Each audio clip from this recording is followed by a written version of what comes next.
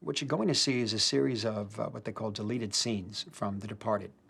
A deleted scene is a scene, of course, that's cut out of the final cut of the picture before the theatrical release is finished. And sometimes one would think a deleted scene referring back to the old phrase, scenes that wound up on the cutting room floor, is a kind of a negative way of looking at them. Sometimes, yes, sometimes scenes are deleted because they don't work for many different reasons, whether the camera isn't right or the actor isn't right or something happened that just doesn't seem to work. But often deleted scenes are actually quite good in and of themselves and just don't make it into the final structure of the picture. Then when myself and my editor pulled this together, Departed, these are a series of scenes you're going to see that we kind of liked that ultimately were melting away during the process and ultimately slipped away completely in the final cut of the picture. Another characteristic I'd like to share with you is not all entrance wounds are synonymous with exit wounds. Take, for instance, your .22 caliber bullet. It's a small caliber bullet. When fired to the human skull, what happens is it will make its entrance hole, and then it may not have enough velocity to actually push its way through the brain. So what it will do is it'll ricochet throughout the brain at an unbelievable speed, cutting the brain, causing massive damage to the brain and the spinal cord. There have been cases where the bullet has hit somebody in the head and actually tumbled down the spine, tearing their internal organs, their liver, their lungs, their heart. With this particular case, the bullet actually made a turn and came out the buttocks of the victim. So, and sometimes you'll find an entrance wound, but you won't find an exit wound, and that's typically seen like in gangland hits. In this scene, you see Billy, played by Leo DiCaprio, in training at the police academy and having a sort of altercation with the drill instructor, played by Bo Cleary, who did a wonderful job. But again, we felt showed Billy's independence and level of intelligence in a way that seemed to be a little out of place with where he was. But eventually, this was intercut with a crack house scene where Colin, played by Matt Damon, is on the job, breaking through the door of a crack house and arresting people, and up and coming in his field. Ultimately, this also melted away in the restructuring, the beginning of the film.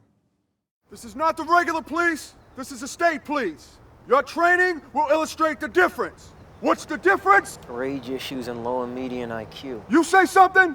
Sir, I was agreeing with you about our obvious superiority to other forms of police, sir! We're not superior, we're the best. Is that understood? Sir, yes, sir! I can't hear you. Sir, yes, sir! As I was saying. This scene is a flashback of young Billy Costigan, the character that Leo DiCaprio plays. And this is played by Zachary Pollux, a young boy. He's on a fishing pier with his father, played by Tom Kemp, and he's a wonderful actor. And in this scene, you see Billy Costigan, his father, and his father's relationship to Francis Costello, as Francis sort of questions Billy's father.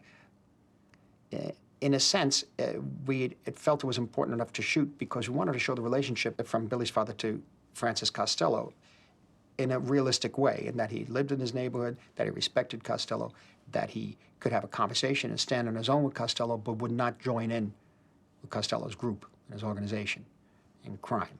And that even Costello, to a certain extent, respected that. And also has one of our favorite lines from Bill Monahan, waking up every morning and smelling the coffin.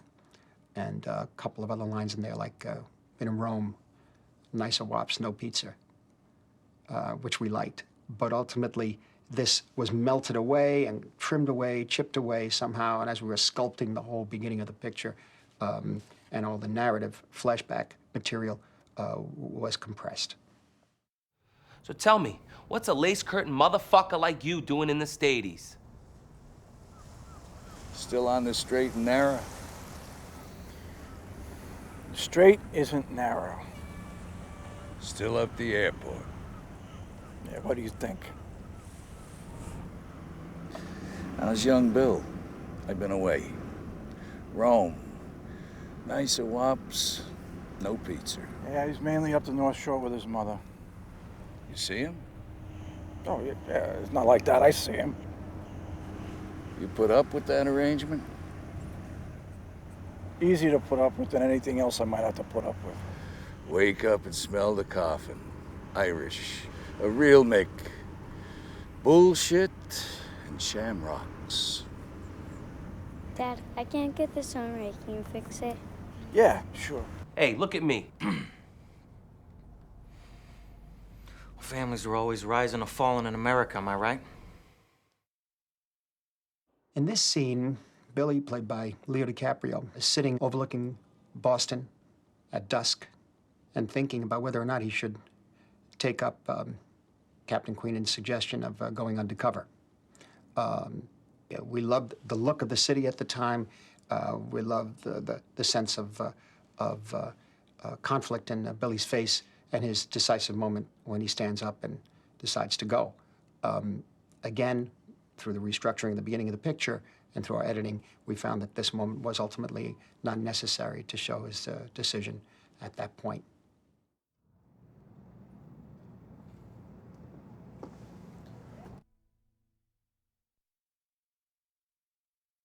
This scene is television reportage of Captain Ellaby taking credit, quote unquote, for the capture of Jimmy Pappas, the nefarious killer of the two men from Providence. Of course, Jimmy Pappas didn't do it. Jimmy Pappas is barely on screen for a second or two. He's talked about a lot. You see his name over the restaurant when he's arrested, and at that point, too, Matt Damon's character tells Badge Dale, who plays Barrigan, he says, Captain Ellaby really enjoyed this, something to that effect. And so you see Captain Ellaby really enjoying this in this moment. We ultimately decided that it wasn't necessary for the whole plot of the film to show this moment of Ellaby with the television reporters. Okay. Did you have a tip from an informant? No. It was the ongoing investigation of the homicide unit that affected the apprehension of the alleged perpetrator. Now, in this scene, it picks up Ellaby later with Colin in the story. And basically, it's a scene in which he's asking how much progress Colin is making in trying to make an arrest, a final arrest on Francis Costello. But really, it's more about the philosophy of Ellaby and his attitude towards life, his attitude towards being a cop. What you'll see now is a longer version of the original scene. This scene does remain in the movie, but it's much tighter. Why I included this deleted scenes is because it has a wonderful speech by Alec Baldwin, written by William Monahan, of course, that begins the sequence. Again, about his philosophy of life, and we just enjoyed it very much in his behavior in the scene itself, where he tries to wake himself up as he speaks, is something that we really enjoyed, myself and Thelma, and everybody who worked on the picture. So here it is. So I'm not making enough progress with Costello? Well, progress is hard to define. I make progress every day. In fact, I am making progress right now. There are guys in this department make excellent progress for 20 years without ever getting anything you could definitively call a result. Who gives a mother's fuck? It's like any other American industry. Nobody minds if you don't succeed, so long as you don't fuck up. Objectives get lost sight of. Fair enough.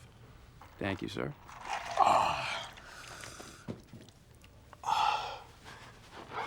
You play golf? No. Wrong answer. In this scene, it's a short scene in which we shot Billy alone at the shoreline overlooking Boston. And this directly preceded the scene where Billy is told to go and follow the envelope, and that is to follow Costello out of his apartment house while Costello drives what Billy eventually finds out to be a porno theater, and the chase ensues in Chinatown after this. This is literally Billy sitting there, finding a place where he could be alone, away from everybody, right in some desolate spot overlooking Boston, and he's called on the phone by Queenan to go and follow the envelope. He says, "Why can't your guys do it?" And Queenan says, "Because they're compromised." And that is something we decided to compress later, although I did like the look of Boston past Billy in this scene, so we included it here.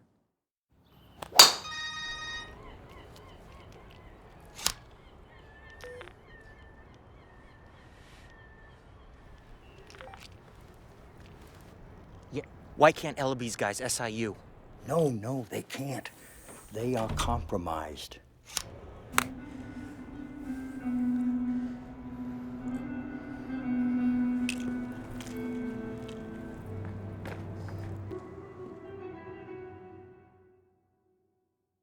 This scene was one of my favorite scenes, actually, in the film.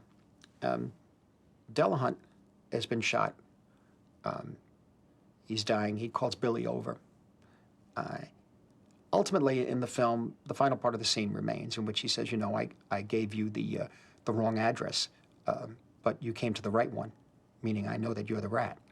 But what happened was that originally when I read the script, there's this long scene that you'll see now, in which Delahunt talks about his feelings about the boss, Costello, and the life he's been leading.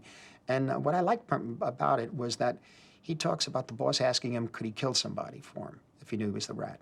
And I like the performance here, Mark's performance, because of the issue is where he discusses that he thought he could, but now he knows he can't kill someone. And does that mean that he knows Billy's the rat and he doesn't want to see Billy killed? Why didn't he tell the guys while he was dying in the van, getting over to the bar that they're in? All these questions came to mind, and I wondered what that was. Is Delahunt really a cop? It's an interesting point, too. One could look at it that way. Ultimately, he says, why didn't I tell anybody? Tell me why I didn't tell anybody. But I like the sense of the humanity of the character by explaining that, you know, I thought I could, but now I know I can't kill someone. Maybe that's why he says to Billy, you know, in a sense, I know you're the rat, but I'm not going to do anything about it. Why? And before he can answer why, he dies. And so it's a very special, a very good performance, I thought, and beautifully written. Hey, how you doing? I called the vet. You want the good news? He's sober. The fucking vet's sober, so you're gonna be all right, okay? Bad news is the traffic's bad. What's fucking new? Traffic's bad. Yeah. So hold on, right? You're gonna be fine. Sure. Okay, big guy? Yeah. Take it easy, right? Sure. Hey. The girl the boss says to me, it's been 10 years you've been with me, and you never done me wrong. And then he asked me if one of the other guys is a rat, would I take him out? Mm-hmm. Well, I told him I would, but I don't know if I would. I mean, now I know I can't. I mean, I've done a lot of bad things, but I've never been a murderer. Bill. Yeah. I don't want no one to put me in a dumpster. Just don't put me in a dumpster. All right. When you're dead, it makes no difference where they put you.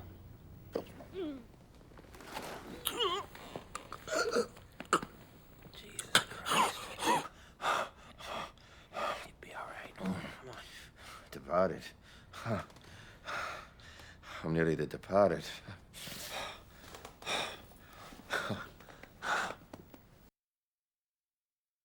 This is a scene you're going to see. It's very interesting. Matt Damon had the thought that we should probably show how he gets out of these things, how he spins, as they say, what occurred that night in the shootout in this big warehouse or whatever the place is, we set it up in which he's being debriefed by the police, the special unit, and we like his use of language here, and also like the sense of how, through the language and through his demeanor, he uses that as a way of covering up for his actions, which of course are, you know, he's the informer inside the police. But the way he speaks with authority and the language he uses and the nature in which he presents himself makes himself a hero. And we thought that the sense of this was really interesting. There was something about the language and something about the nature, the way he behaves in that debriefing room that was very strong and very interesting, we felt. Ultimately, that melted away towards the end of the picture, too, in our recutting. The way it was, there was a lot of heavy equipment, excavators, payloaders, and he was running around. And I came around him, and freeze, state police, show me your hands. And that's when he drew down on me, and fearing for my life, I felt like I had no alternative. So I double tapped him. He went down. I approached him, gun drawn, cleared the weapon, and looked down. It was at that point I determined he was no longer breathing. No, I made sure of that. He was code for.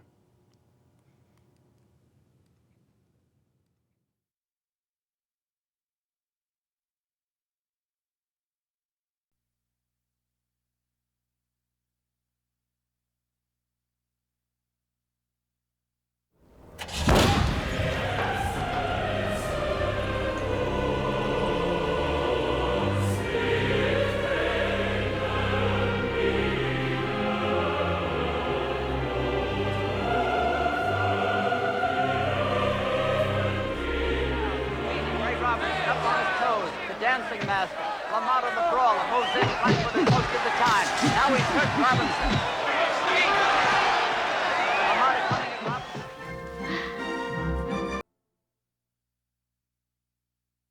Kinds of little neighborhood festivals going on.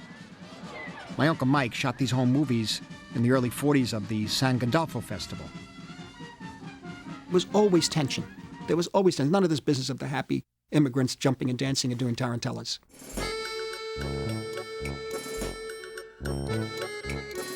I wasn't born into that Lower East Side tension. I was born in the peace and greenery of Corona, Queens in 1942. And I loved it. I loved Corona, Queens. It was 2 family houses. There was a little yard in the back, a little tree. Because of the severe asthma, and it was severe, I was sort of isolated from everybody else. And so in this isolation, I was made to think of myself that I couldn't do anything. Coming from a place like Queens, which to me was heavenly. Forest Hills, you can go to the park. I mean, you go to the park, I'd still wind up with an asthma attack, but at least I saw the trees, I saw something, you know. It was amazing. And then to be thrown into this place, which was pretty rough, I must say. Rough in a good, you know, you see it in all the old movies in the 30s and 40s and 50s. You see the East Side, Dead End Kids, East Side Kids. It was pretty close to that. Kids run up and down the street. You played with what you had. You know, you had garbage pail became a shield. The orange crates that you rip off one of the pieces of wood, it was a sword. But then you had to fight. So it was only by chance or by the, I guess you would call it the extraordinary forces that made all those people get on those boats and come here in the late 19th century and early 20th. My father was a man who was very, very loving, but very strict, and also very much a man who was always dealing with what's right and what's wrong. The thing is that you talk natural. Don't try to put on you're not an actress. I'm not putting on any airs. You're looking for a fight or something? Talk the way you talk to me when you talk to your son. You're looking for a fight or something there. No. See, Marty, every time I sit close to him, he moves away. I don't know why. It's either, I don't know. Maybe he's getting a little older now, you know. Changing the subject. Right? She's changing the subject now. We moved back to Elizabeth Street in Little Italy when I was 7 or 8. It was a 3rd floor walk-up out on the front, on the same block where my father was born. But if you kept going up the stairs, you came to the roof. It was open to the sky, and I loved it there. You could see the whole city. It was as close to heaven as you could get. You had it wrong. Charlie, I was right. What were you right about? My father used to smash the grape with his feet. But not with the... And then put in the thing. But no, they can't. You mash it once. Oh, my God. Your father didn't have the machine my father had. Yeah, well, we had machines, all right. You could see a little bit of an Italian-American in the documentary. You can see the difference in my mother and my father. My father's much more stern and more trying to remain a certain dignified air. Every now and then the humor comes out there, too. It was pretty brutal humor, whereas my mother's very ironic and funny. Is that all for today? Now, listen, could I put my furniture back? What furniture? You know, things in here. Could I set Put the stuff back. Come on, what is this? You put that, I got to put the chair and I can't stay like this. Got to put the table back and all. I said, you're still shooting this thing? She goes, yeah. We all started laughing. She goes, you'll never get out of this house alive. And that's a shame, make me say things like that. Is he still taking this? No. I'll murder you. You won't get out of this house alive. And I guess if you look at any family, to a certain extent, it's amazing the kids get out alive. I was in a Catholic school. I had gone to a public school for 2 years, and I was being taught by the Sisters of Mercy, Irish nuns at St. Patrick's Elementary School, which is still there. Irish nuns, Italian, Neapolitan, Sicilian neighborhood, and a little bit of protection. Because in Queens, the house wasn't a big two-family house, but to a child, it's bigger rooms and that sort of thing. You could always hide out a little bit, and there's problems in the family, people coming over. You can always kind of disappear. Here, you couldn't disappear. Here, you're in the room, and you can't say anything because you're the youngest, and you have to. It was pretty tough. So I'd go in the church and became fascinated by the rituals of the Mass. I can't tell you, inside that cathedral, the sense of peace.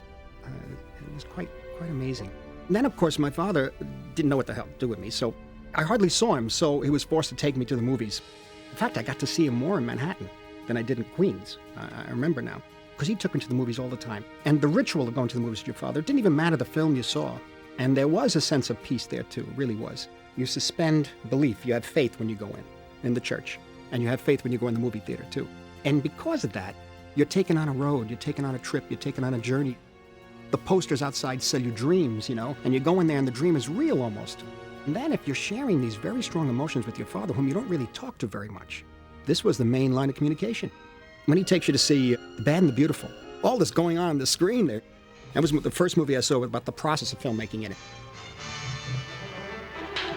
I love Westerns, so he was taking me to Westerns, because the West had the outdoors, in Technicolor usually, and it had horses. My mother's father, Martino Cappa, he was in the Italian cavalry. I like those genres, Sunset Boulevard. Nothing like seeing that picture at the age of, what was it, 1952, the film? I was 10.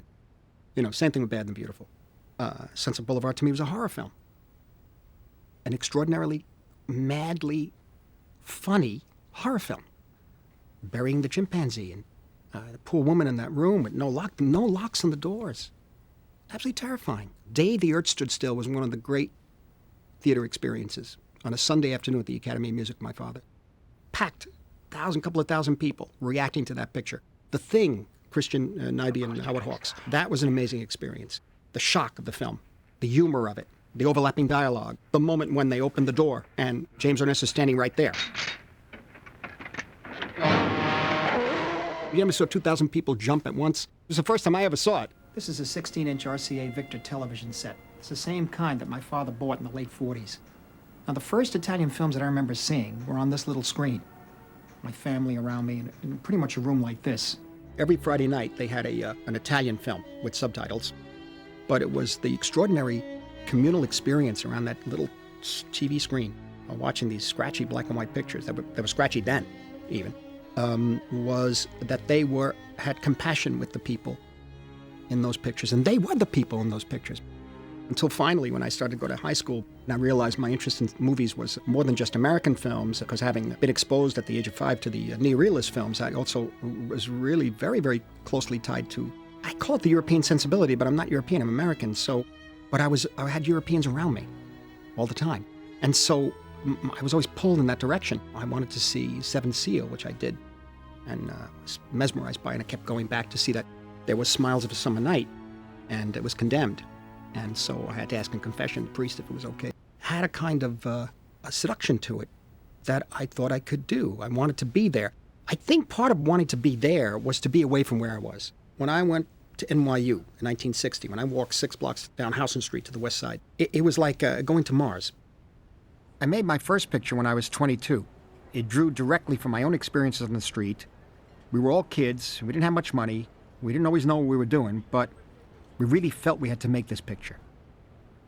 Now, the very first shot in Who's That Knocking on My Door was made from the fire escape of the building where my father was born, from my grandmother's apartment. 3rd floor front, looking down. It was sort of my perspective of the whole world below me. My camera obscura in a way. It's the way I saw things unfolding in the street my whole life.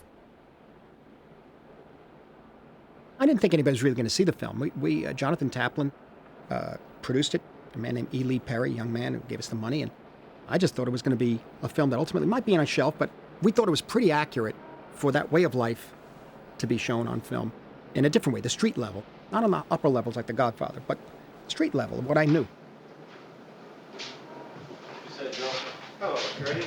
There he is. Still Gertie. How are you? Hey, how about let me look at your cards? Thank you. Too good, huh? What about you, Gaga? I look at your cards? Thank you, Gaga.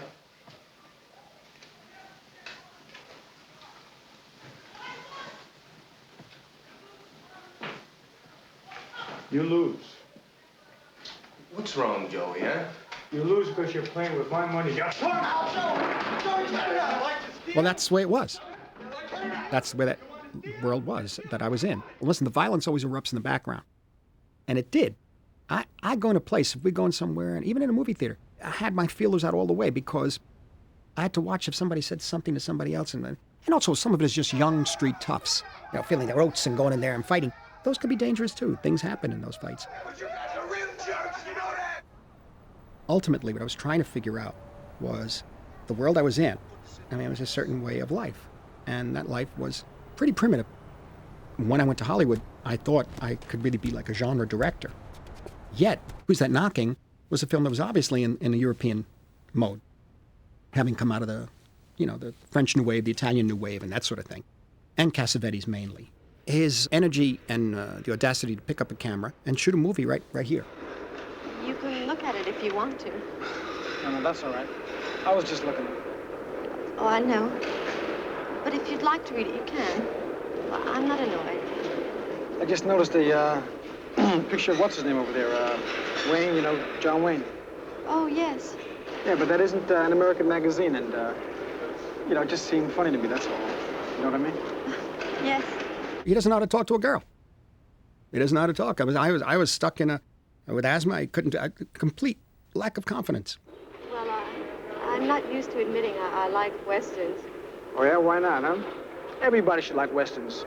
Solve everybody's problems if they like Westerns. Okay, I like Westerns. Okay, then. If I'd known a few at the time. I did. I did. But it was mainly, again, through films, the emotion through films.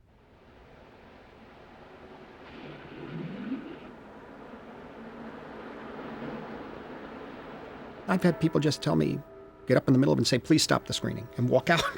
I hate pictures like this. Right?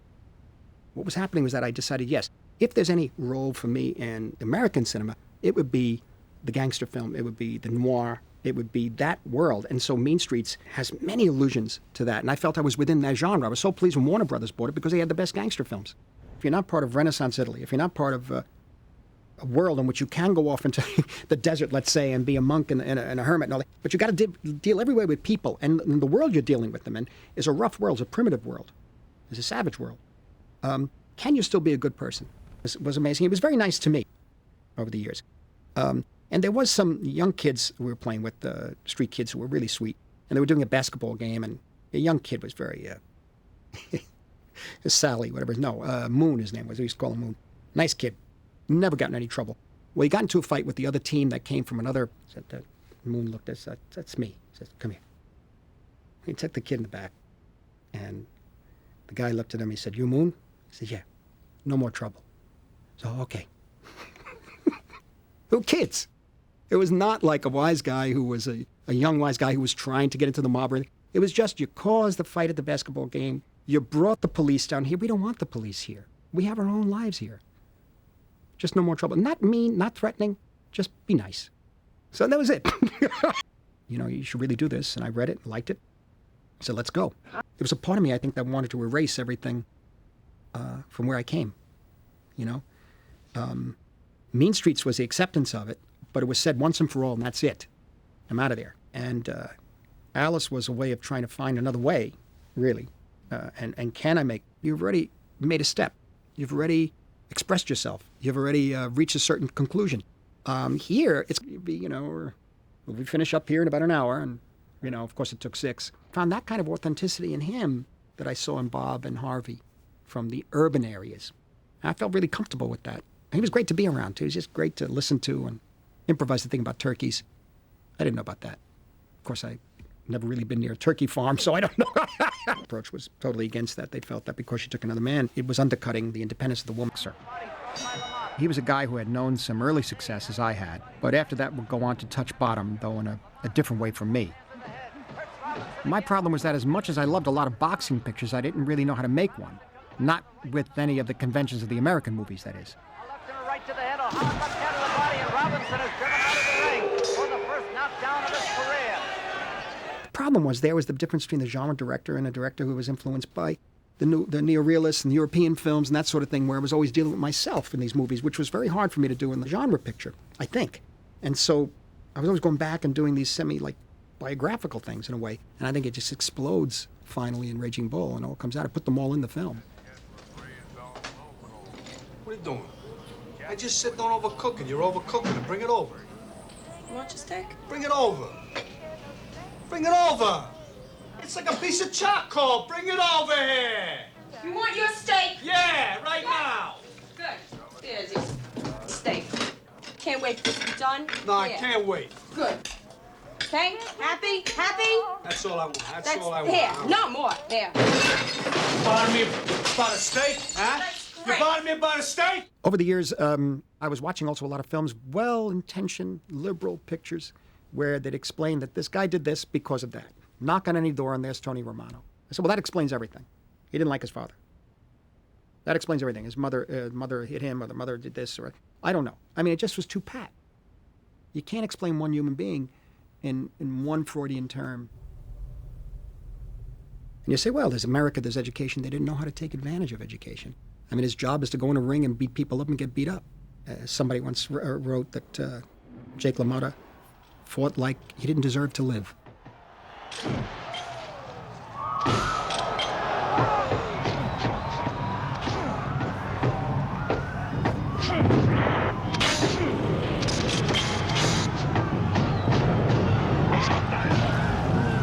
And then his own masochism of getting beaten up in such a way because he feels so bad about himself. And when I say that, I mean Jake wouldn't want to quit. He wanted to go. Hey, Ray. Never went down, Ray. You never got me down, Ray. You hear me? Never got me down. Yeah? See, look. I had in my mind something about an honesty of the frame, an honesty of the composition, an honesty of the subject matter, not interpreting too much. What I mean by honesty is like he just feels bad about himself, and he's doing all the wrong things, he's saying all the wrong things, and he's getting himself in more trouble. He shouldn't say the next thing, he shouldn't make that extra punch, he shouldn't do that to his brother, but he does. And we just record it. I told you, keep your hands out of the plate. All right. Peace around here, Joey. Just relax. We're all people like you, like I'm all like, oh, God! You fucked my wife, huh? Fuck my wife!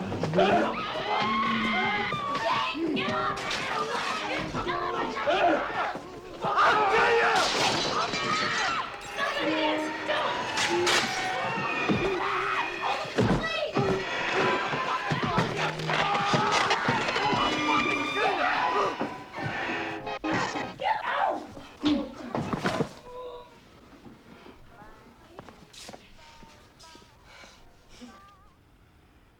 It has a lot to do with what I feel about the human condition, that you reach to a certain level, some don't come out of it, but then there's grace that's given to you.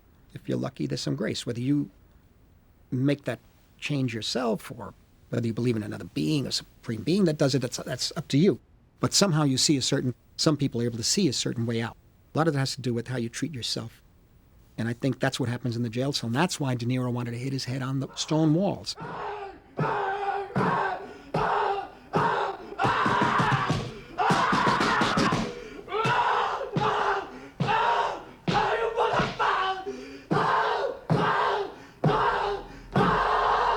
There were all kinds of things we were talking about doing in the jail cell, but he felt that he wanted to do that. He'd seen Jake describe that to him, and Jake acted out.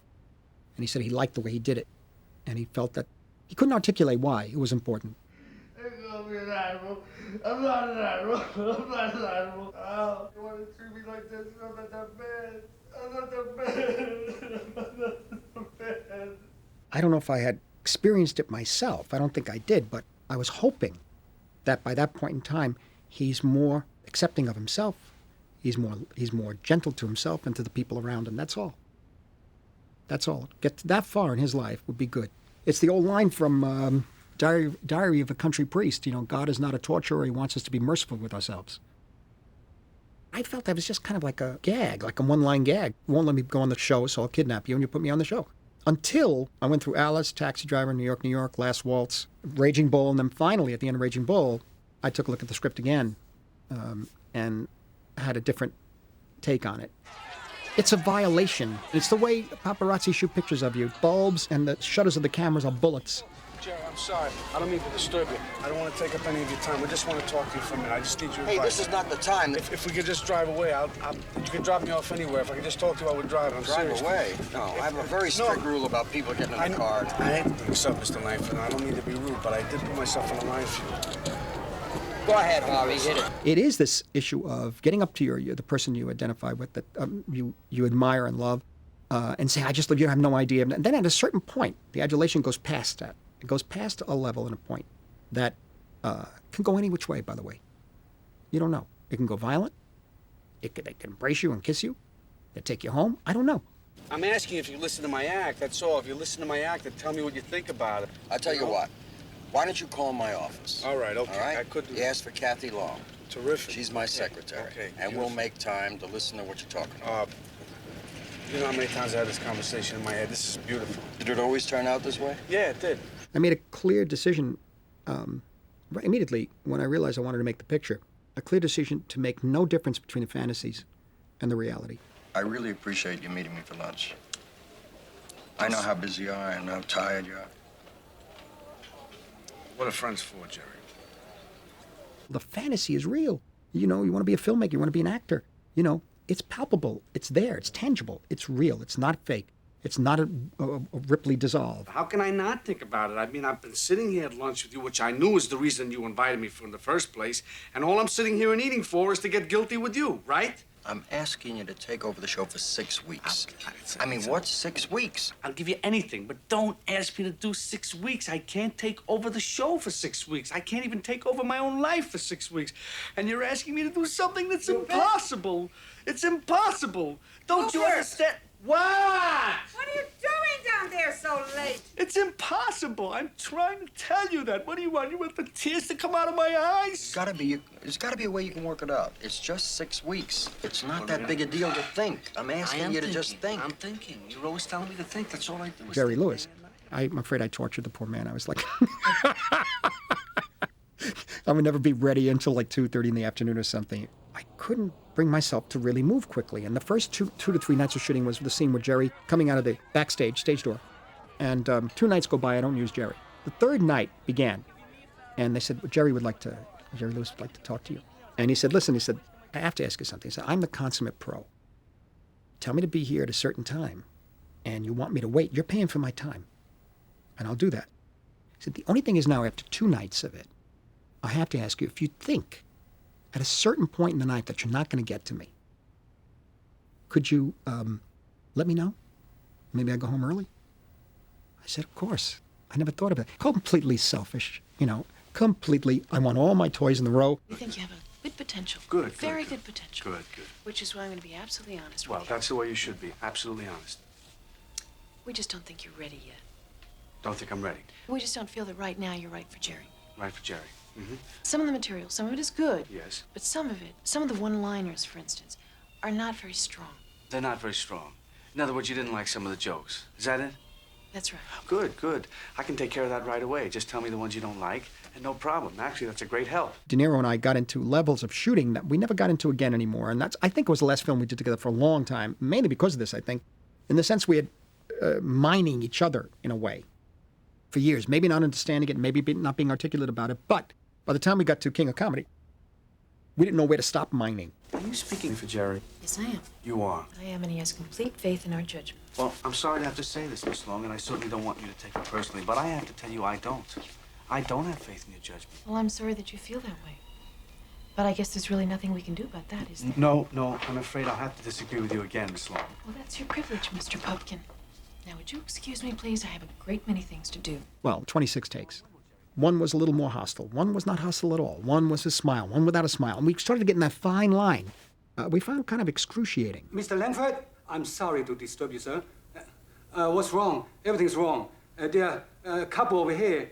His name is Pumpkin. Pumpkin, yes. Do you know the name Pumpkin? Very disturbing picture to make. So didn't you tell him what time we'd be getting here?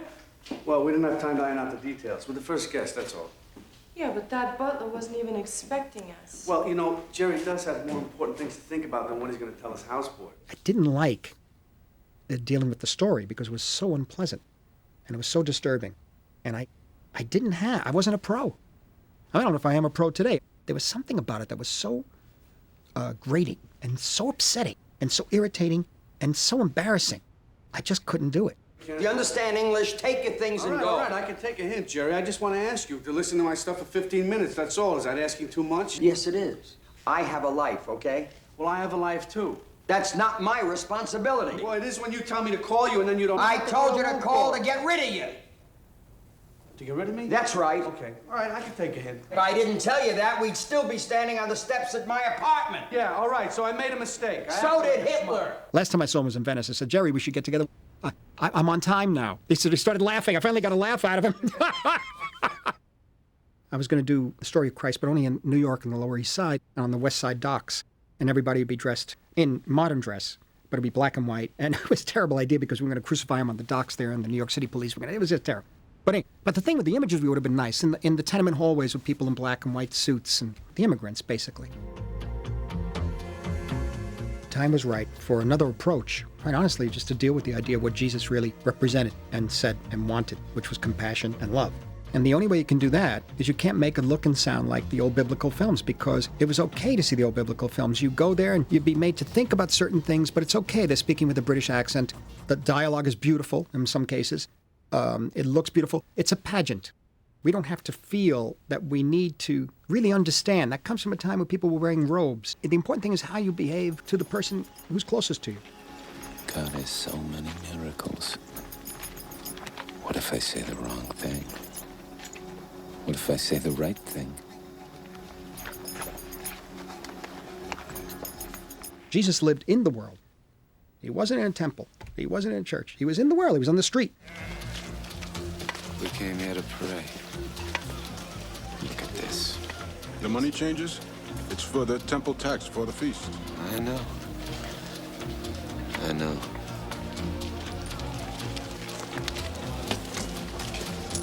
How's the exchange today? Fair. At this stall, it's always fair. And the idea of the engaging Christ, the Christ who provokes and is tough. You know, I've come to bring a sword, not to, I've come to set father against son, mother against daughter-in-law.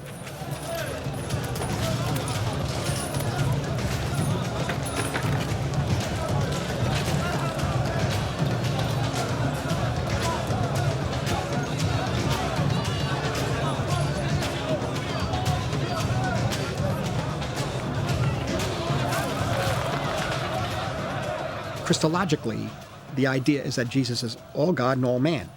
This is the dogma. Then where's the sacrifice? Where is the moment where he says, you know what, this is going to be absolutely terrible. I'm going to have to do this. I don't want to do it. I've also caused trouble in the temple. I've caused trouble everywhere. And now I'm going to have to be scourged and crucified, and I don't want to do it. Where's that moment? God could easily say, it's not going to be a problem. I know what happens. I know what happens after death, and I know what happens with pain, etc. No, as a human being, he's going to make the decision. Oh, please, Father. I've been with you for so long. I never asked you to choose me. And that's why I thought it was so interesting, Kazantzakis, that Judas is the hero, in a way, because if there is to be a sacrifice, and if there's to be this extraordinary redemption, then everybody in it, everybody around him, everybody around Jesus, everybody there, it's all part of a deal. It's all part of a plan. It's got to happen. Nobody's to be blamed. Nobody's to be cursed. It's all got to happen. And by the way, Judas, you're the one's going to have to be the fall guy. Remember, you once told me that if I moved one step from revolution, you'd kill me. Remember? Yes. I've strayed, haven't I? Then you must keep your promise. You have to kill me. That's what God wants. Let God do it. I won't. He will do it. through you. Because it's got to happen, and you're the only one I could trust, tells him. Mother! Why have you forsaken me?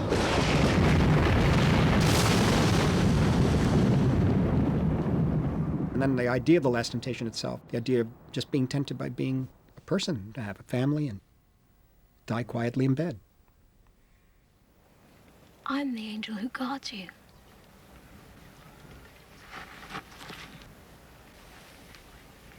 Your father is the God of mercy, not punishment.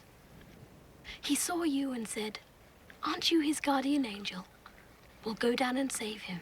He's suffered enough." What he points out is that the life is such a gift from God, that God is tempted at the ultimate temptation to become us, to stay us, just to live a normal life.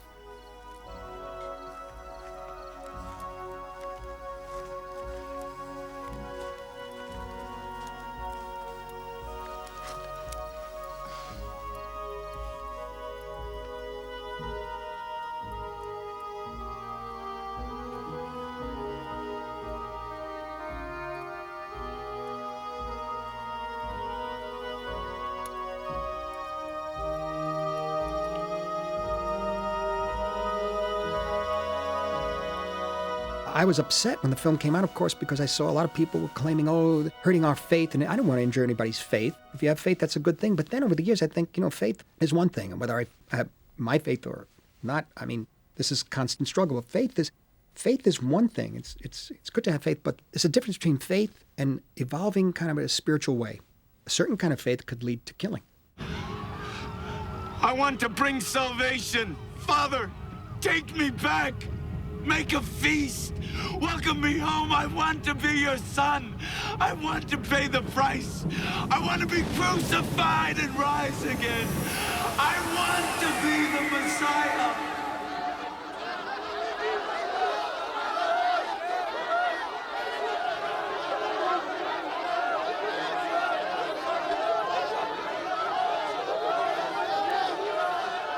It is accomplished.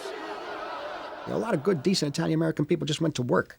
They didn't go rob stuff in the streets. As I say again, I make pictures about a lot of the people who are not that decent. What can I say? That's my perception of it. Some were smarter than others. Some overstepped their bounds and were killed, which I know. They kind of, I must say, primal system that went into play. And when it was right, when certain things were right their way, it was right. And there was no, yes, but the police, police, it was unheard of. You have to really perform right, and you have to be careful. And it's not inexplicable. It just is the nature of the world you're in. The real when you elevate that world, when you really get to the level of guys who made their bones, who kill people or do whatever, plan big robberies. And Goodfellas is the clear one where Joe Pesci and Ray Liotta are playing a game and joking around. All of a sudden, it's the business of Pesci saying, "What do you say? I'm funny." The scene that Joe Pesci asked to be put in and improvised with Ray. You think I'm funny, is really the most authentic, I think, in the pictures, because it shows that, if you're willing to go this way, this is what you have to be willing. This is as far as this is what's going to happen to you. And you have to know to call Tommy on him and say, you're kidding me. And Tommy says, I almost had you there for a second. You could be killed. Any second, you could be killed. They don't care who's. He come back next week. Why? Because he has no place to go. Can't get on a plane. Now, you could, but he doesn't know anybody. Doesn't have the education. And it was just one of those things. The way Tommy is, he's crazy. Everybody talked about it. Don't worry about it. He's good. The kid's good. Came back, and he said one word too many. Pay for it. You pay for it, and you pay for it, and you pay for it forever. And the trick in the picture was to take it and make it rollicking road movie in a way. Just with Bob Hope and Bing Crosby and everybody on the road having a great time and behaving in this way.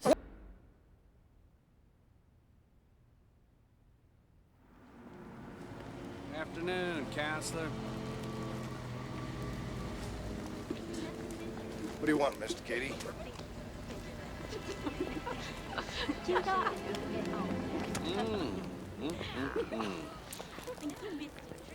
They're great at that age, ain't they? All those discoveries ahead of them. You're lucky, counselor. My own daughter, she don't even know me.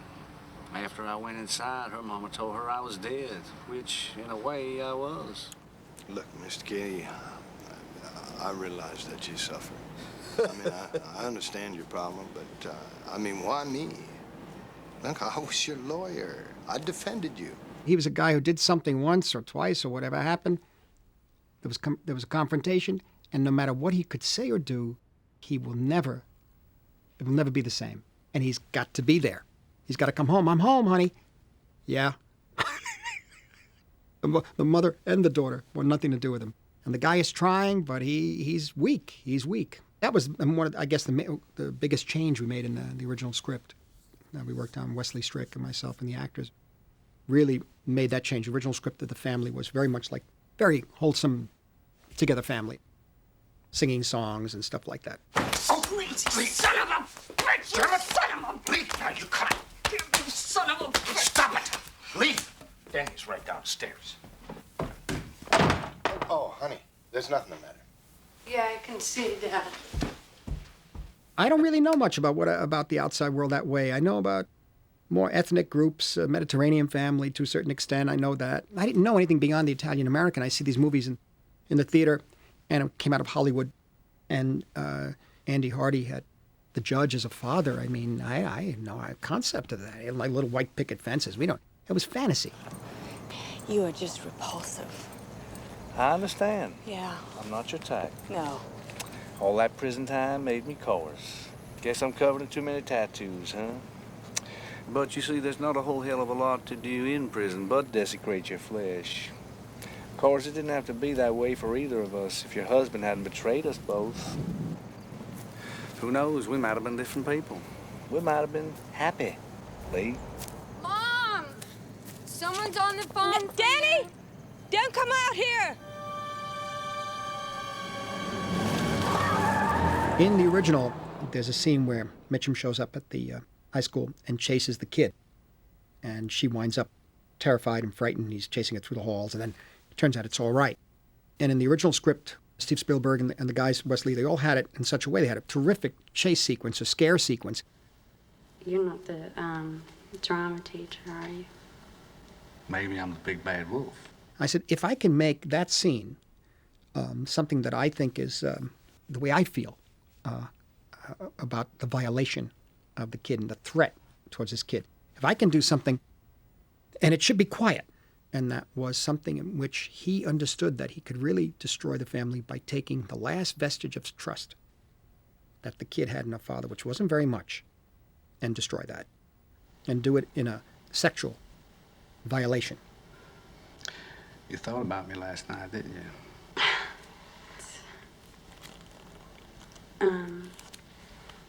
Yes, I did. Right before we went on, he said, I have this idea, the thumb. I said, oh, yeah, do it. Let me see that. Just do it. Don't tell her. I said, okay.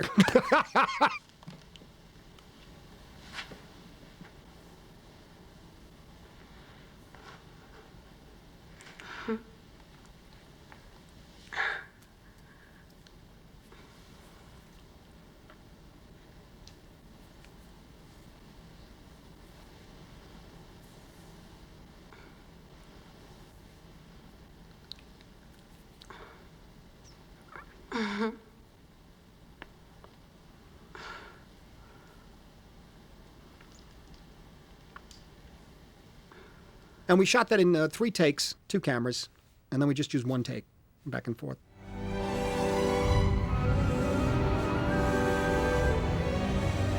At that point in the movie, it really becomes a heightened kind of reality, particularly ending in the Gotterdammerung of the storm sequence, which I always wanted to try. It was a technical thing for me. I wanted to see if I can do a real action sequence with boats and that sort of thing. Do you swear to tell the truth, nothing but the truth, so help you God? Katie, somebody's got to man the boat. We're heading into unprotected water. Did you swear? I'll do it, Dad. Sit down. Don't you make light of your civic duty, darling. You're the jury. Bob was really interested in playing that to a kind of almost very unrealistic way. Almost like the Terminator, to a certain extent, like a machine, ultimately, at the end of the picture, which is their guilt, all their transgressions, it's all there. He's them. I'm Virgil, Counselor, and I'm guiding you through the gates of hell. We are now in the 9th circle, the circle of traitors. Traitors to country, traitors to fellow man, traitors to God. It ends back on the young girl's eyes. I don't know if they ever will be the same after this picture. You know, people kind of fooled people to a certain extent. Some people said, oh, then the family's back together. I said, yes, they're back together. We never spoke about what happened. At least not to each other. Fear, I suppose. That to remember his name or what he did would mean letting him into our dreams. And me, I hardly dream about him anymore. Still, things won't ever be the way they were before he came.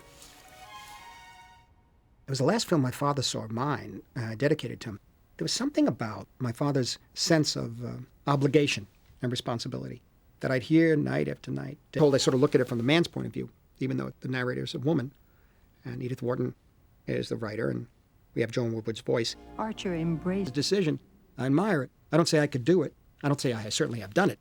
But I think my father had. And I think that was the connection. I mean, it happens every day, you know, people have to make this decision or don't make the decision. He lived a life with her. He's crazy about Ellen. Lewis and Michelle Pfeiffer don't get to make love in the film. Well, but that's the story. I think it's what they call, the secret of Punchinella. Like, you're in love with two people are in love with each other in their work or doing something, and they think nobody else knows. Everybody knows. You know, but in a case like this, it's the slow and agonizing and brutal way in which they undo it. And it's all done extremely politely. The wonderful idea of the revelation that he finally understands that everybody knows what's going on. Even in the end, Michael Bolhus looked at me, we're shooting in Paris. He goes, oh, why doesn't he go upstairs? I said, he can't. He can't go up. That's what she loved about him. What, are you going to break it all at the last minute? And I did want to get to a certain contemplative state, too. Almost like when you're reading a book like that or reading a certain kind of novel. It takes you into that world and it's slower and it's contemplative.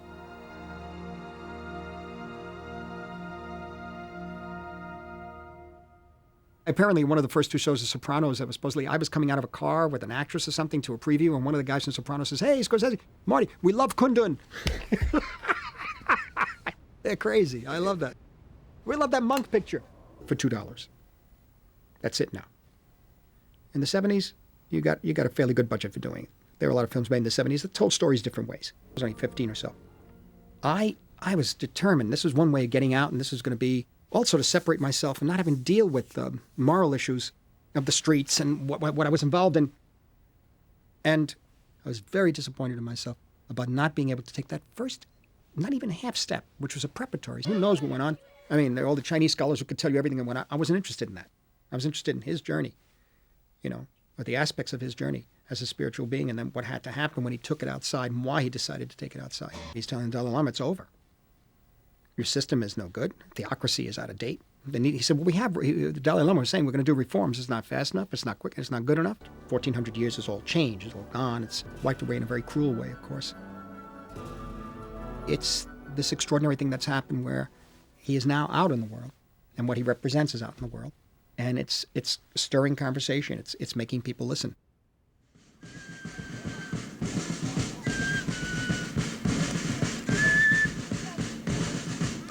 That's the beginning of the film. They're in caves. You could be post-apocalyptic. You could be in ancient Canaan. And you take Gangs of New York, and their gods are Celtic war gods. It's not Jesus suffering on the cross. They have communion in there as if they're like a bunch of angels. They're tough bastards. They're going to go and kill. And not only kill, they're going to maim. They're going to take ears and noses. They're going to take hands. They're going to take fingers and put them around their necks. It was more about a time and place and about tribalism itself and the ancient condition of pre-civilization. Because it was like pre-civilization down there. It really was. It's unimaginable to us. I mean, even Charles Dickens was appalled when he saw it.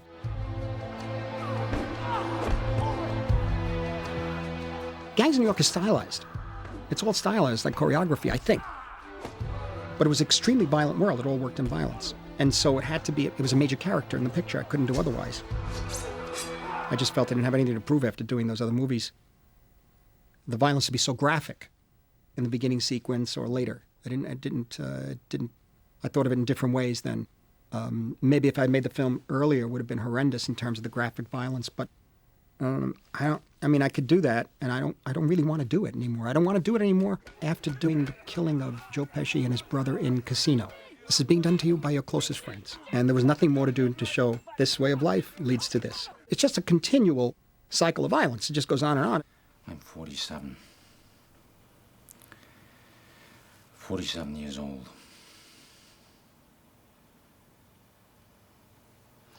You know how I stayed alive this long? All these years? Fear. The spectacle of fearsome acts. Somebody steals from me, I cut off his hands. He offends me, I cut out his tongue. He rises against me, I cut off his head, stick it on a pike. Raise it high up so all in the streets can see. It's happening right now as we speak, all around the world.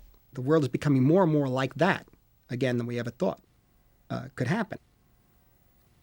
What I knew of Howard Hughes, and what a lot of people know today, maybe younger people, just think of him as apparently a very famous, very, very rich man who died in a very eccentric, who was holed up in a room somewhere and looked kind of strange towards the end.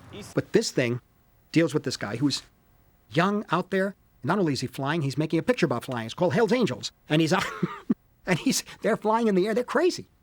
You know, those 4 men in that film.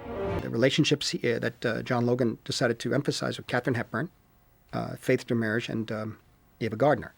Interest really is in the Katharine Hepburn relationship because of the nature of their two natures and how they felt comfortable with each other. And ultimately, in this story, and in a lot of what we read, ultimately have to break up.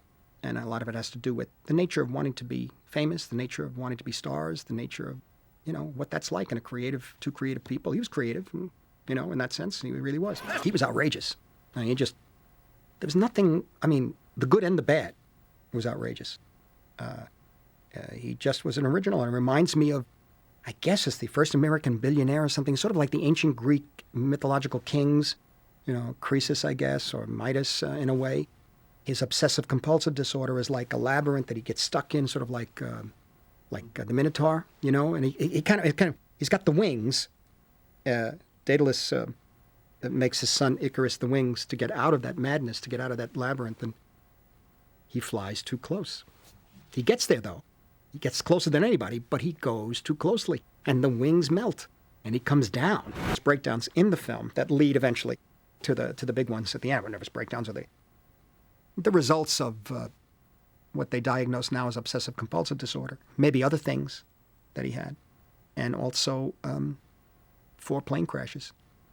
There are 2 of them are in the film, and 1 car crash, which did a lot to his head. I didn't understand about how important he was in aviation, world aviation. And I didn't understand about what the XF-11 flight was like, or what the H-1 fastest man in the world, or particularly the nature of the Hercules itself, the giant plane he built, and how he's affected everything we do in our lives pretty much. I didn't really know about that aspect of him, and I thought it was fascinating. It's been an hour. It's under S. Under S.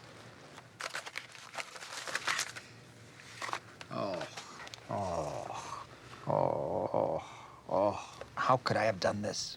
I did a commercial for American Express where I'm complaining about what I shot on a kid's birthday party. That's what I do.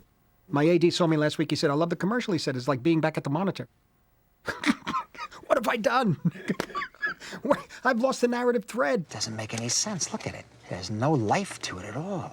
Oh, my nephew. Say cheese. Good direction, Marty. Here, this one, interesting. It's far too nostalgic. What do you think? It's pretty. Composition is forced, lighting is bad, angle is off. Too literal, too violent, too metaphorical, too dark. Here, we have the protagonist, but where's the antagonist? Huh? Where's the drama?